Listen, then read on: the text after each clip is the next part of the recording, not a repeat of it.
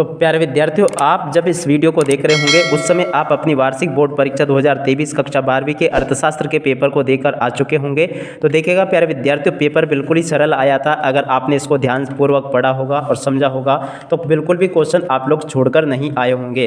तो प्यारे विद्यार्थियों, आप सभी लोग अपने उत्तर के मिलान कर लीजिएगा। 32 नंबर के उत्तर का मिलान आप लोग अनिवार्य रूप से अच्छे से जरूर कर लें, ताकि आप लोगों को ये पता चल सके कि आपके वस्तुनिष्ठ कौन कौन से गलत हुए हैं और कौन कौन से सही है।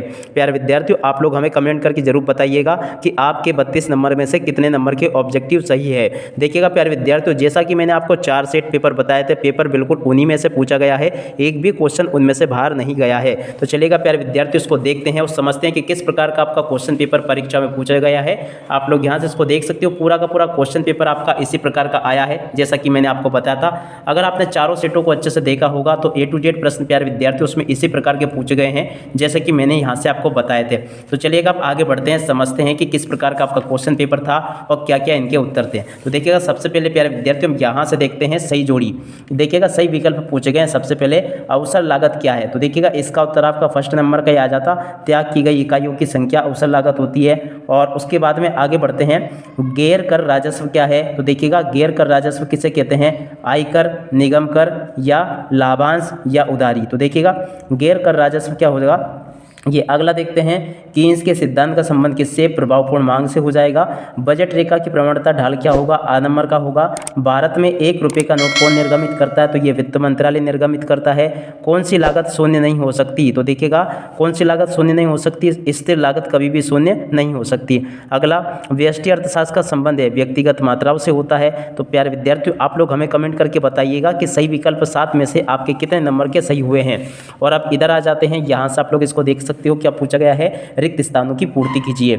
यहाँ से आपको रिक्त स्थानों की पूर्ति कर लेनी है। पहले पूछा गया जीएसटी, तो यहाँ पे लिखा है जीएसटी की मानक दरें कितनी प्रतिशत है, 18% है। अगला क्वेश्चन, उत्पादन के साधन कितने होंगे, 5 होते हैं। पूर्ण प्रतियोगिता में विक्रेता समरूप वस्तुएं बेचते हैं, ये आपका सही हो जाएगा। अगला देखते हैं, तो देखिएगा कीमत उच्चावचन वाली प्रक्रिया कौन सी, मुद्रास्फीति। तो इस जगह पर आपको क्या लिख लेना है, मुद्रास्फीति कीमत उच्चावचन वाली प्रक्रिया है। आगे बढ़ते हैं, राष्ट्रीय आय की गणना 1 वर्ष में होती है, कितने वर्ष में होती है, 1 वर्ष में। और M1 और M2 कैसी है, संकीर्ण मुद्राएं हैं ये दोनों। तो देखिएगा आप हमें कमेंट कीजिएगा कि आपके रिक्त स्थान पूर्ति 6 नंबर में से कितने नंबर के सही हुए हैं।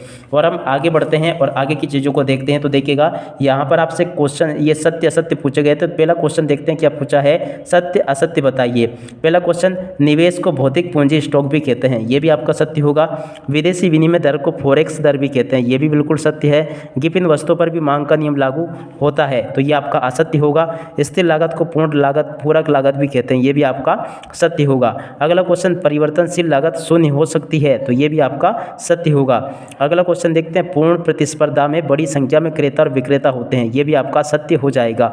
और पूर्ण रोजगार का आशय शून्य बेरोजगारी नहीं है, तो ये भी आपका असत्य होगा। और अब इधर आ जाते हैं, तो यहाँ से आप लोग जोड़ी के मिलान को देख लें।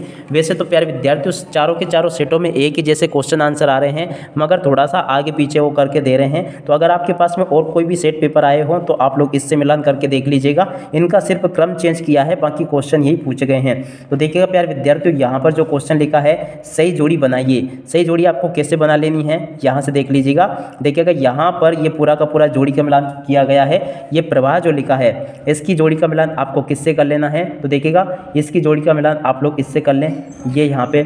और इसके बाद में MPS, इसका सीमांत उपभोग प्रवृत्ति से। निम्न स्तरीय वस्तुएं मोटे अनाज। और स्टॉक निश्चित समयावधि में होता है। बजट रेखा प्रवणता समयावधि। और इसके बाद में APS, इसकी इससे मिला लेनी है। तो इस प्रकार से प्यारे विद्यार्थियों, आपको जोड़ी का मिलान पूरा कंप्लीट कर लेना है। तो देखिएगा यहाँ से आप लोग देख सकते हो, ये जो क्वेश्चन पूछा गया है, त्रुटि और लोप किसे कहते हैं, तो जब मूल प्रविष्टि में गलती हो। अगले के देखते हैं, न्यून समर्थन मूल्य किसके द्वारा निर्धारित किया जाता है, तो सरकार के द्वारा निर्धारित होता है। मुद्रास्फीति किसे कहते हैं, जब वस्तुओं की कीमत बढ़ने लगे तो उसे मुद्रास्फीति कहते हैं। राष्ट्रीय आय गणना की विधियों के नाम लिखिए, तो इसकी 3 विधियाँ है, आय विधि, उत्पादन विधि और मूल्य वृद्धि विधि। और इसके बाद में आगे बढ़ते हैं, सीमांत उपभोग प्रवृत्ति किसे कहते हैं? तो देखिएगा, प्रेरित उपभोग प्रवृत्ति को संख्यात्मक मान को प्रदान करता है, उसे सीमांत उपभोग प्रवृत्ति कहते हैं। तो देखिएगा, यहाँ से आप लोग इसको याद कर लेंगे। और आगे क्वेश्चन पूछा गया था, प्रत्याशित निवेश किसे कहते हैं? तो देखिएगा, इसका उत्तर ये लिखा प्यारे विद्यार्थियों, इसका उत्तर ये है, यहाँ से आप लोग देख लें, वे निवेश करता जिसे उद्देश्य पर, देखिएगा क्या लिखा है, वे निवेश जिसे निवेश करता विशेष उद्देश्य प्राप्ति के लिए निवेश करता है, उसे प्रत्याशित निवेश कहते हैं। तो देखिएगा प्यारे विद्यार्थियों, पेपर बिल्कुल ही सरल आया था। एक बार और आप पुनः मिला के देख लें। यहाँ से देखिएगा, पूरा का पूरा यहाँ तक का आप लोग देख लीजिएगा। इस प्रकार का पूरा ये आपका पेपर हुआ था, जिसे कि आप लोग अच्छे से देख सकते हो। ये रिक्त स्थान पूर्ति आपसे पूछी गई है, ये आपसे सत्य असत्य पूछे गए हैं। और इसके बाद में इधर आ जाते हैं, तो यहाँ से आपसे सही जोड़ी पूछी गई है, और ये एक वाक्य एक शब्द में उत्तर पूछे गए हैं। बिल्कुल ही सरल पेपर प्यारे विद्यार्थियों आपका आया था। उच्चतम निर्धारित कीमत किसे कहते हैं? अदृश्य हाथ किसे कहते हैं? बाजार संतुलन किसे कहते हैं? सारे के सारे प्रश्न प्यारे विद्यार्थियों आपके जो चारों सेट मैंने बताए थे, उन्हीं में से पूछे गए हैं। उपभोग वस्तुएं किससे कहते हैं? व्यक्ति इकाई किसे कहते हैं? A to Z प्रश्न प्यारे विद्यार्थियों इसमें उसी प्रकार के पूछे गए हैं। आप लोग यहाँ से इसको देख पढ़ और समझ सकते हो, और आगे भी आप लोग इनको देख लीजिएगा। टोटली आपके पेपर में इसी प्रकार के क्वेश्चंस पूछे गए हैं। यहाँ से देख सकते हो, बाजार अर्थव्यवस्था किसे कहते हैं? सकारात्मक आर्थिक विश्लेषण क्या है? लाभ किसे कहते हैं? औसत उत्पादन क्या है? कुल उपयोगिता तक का सीमांत उपयोगिता में संबंध। पूर्णतया निम्नलिखित तालिका में कुल संप्राप्ति और यह संप्राप्ति आपको बतानी है। देखिएगा, इसको आप लोग देख सकते हो। लाभ अधिकतमी की 3 शर्तें आपको बतानी है। और उसके बाद में इधर आ जाते हैं, भारतीय रिजर्व बैंक की किस भूमिका को अंतिम ऋणदाता कहते हैं? स्थानापन्न तथा पूरक वस्तु किसे कहते हैं?